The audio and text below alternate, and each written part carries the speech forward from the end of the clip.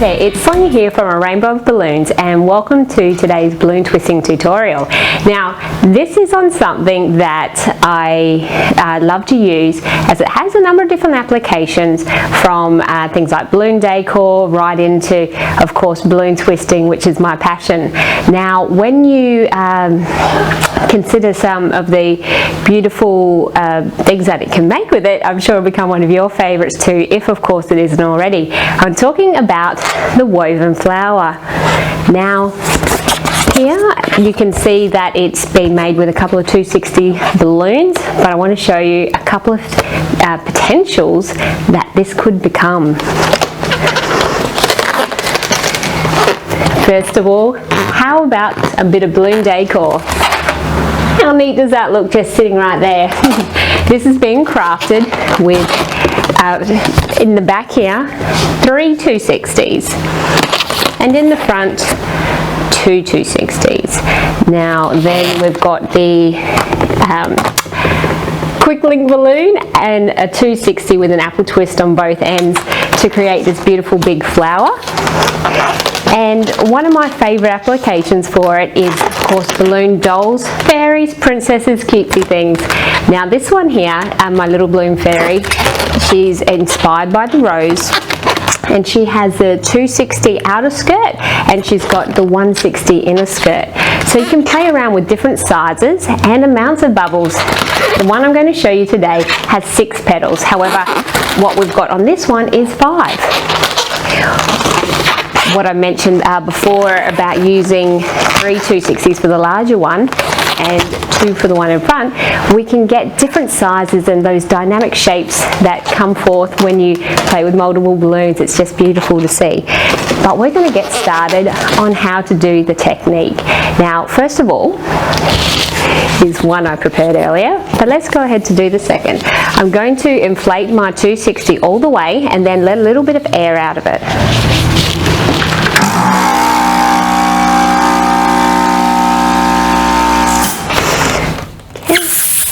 Letting the air out allows it to soften a little.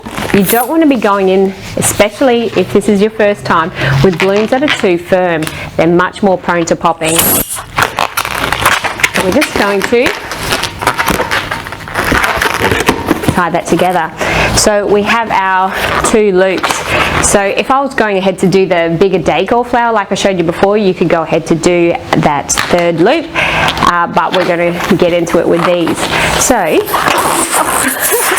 make sure you tie your knot tight enough. Oh my.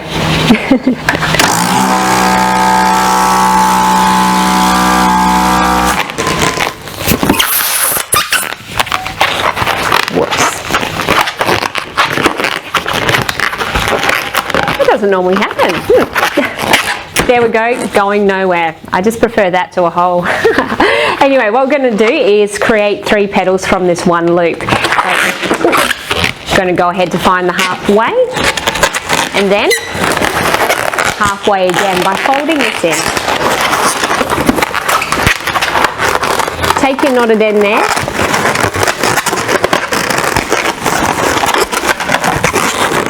Wrap it around and pull it through to help lock it in place.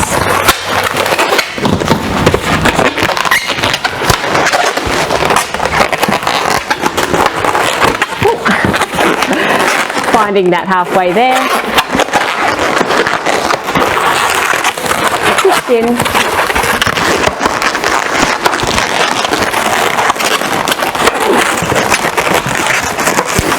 And locking that in place. Now we're going to join these 2 together, and we're going to do that by placing 2 of the petals together and then twist.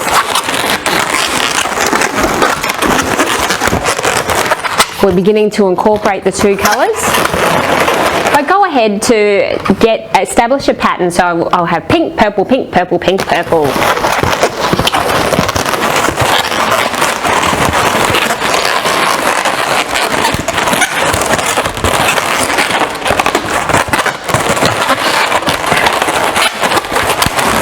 Go.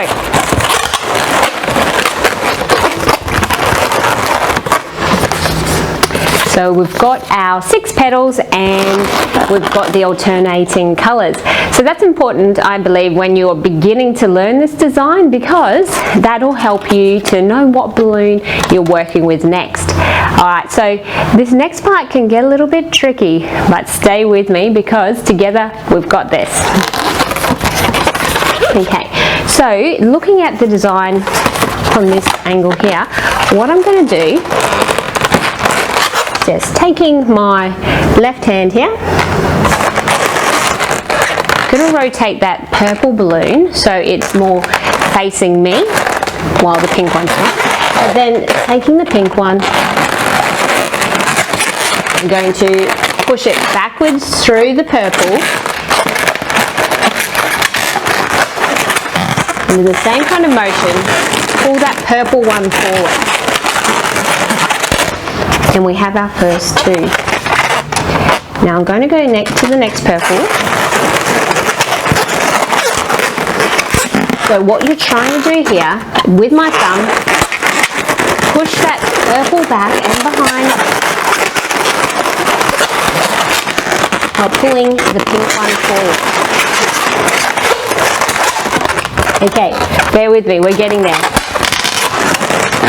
So to the pink one, what we're going to do, and you can be using your fingers that are behind here to help spread apart the back area, but we are going to push the pink one through while pulling the purple one forward with these fingers.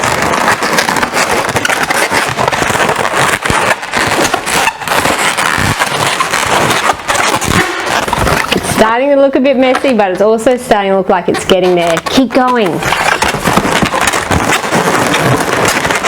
So taking this purple one, pushing it over the pink,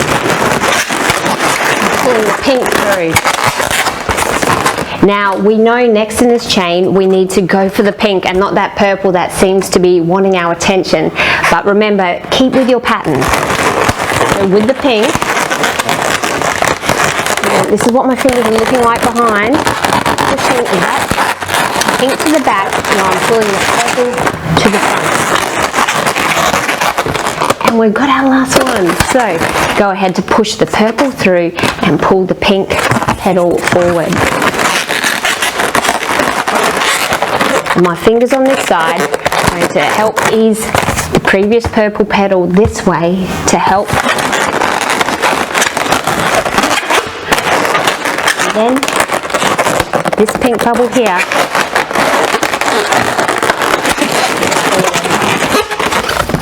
Did you get this far? Because if you did, you're almost there. We nearly made it, and together we've got this. So let's make it look a bit prettier. I'm just going to work my way around the flower from the top, finding that bit, adjusting it by pushing it backwards into the design.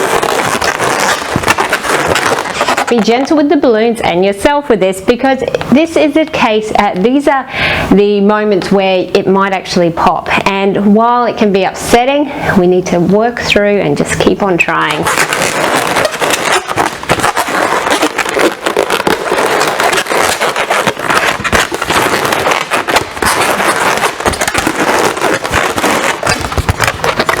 Now the great news is, once you've got those in there, they're pretty durable and they're not going to move around a lot, meaning if I want to flatten that design out a bit, they'll pretty much stay in place. If I want to bring it in and make it more condensed, we got it. Now it can even go in further, but I'll leave that to you to play with.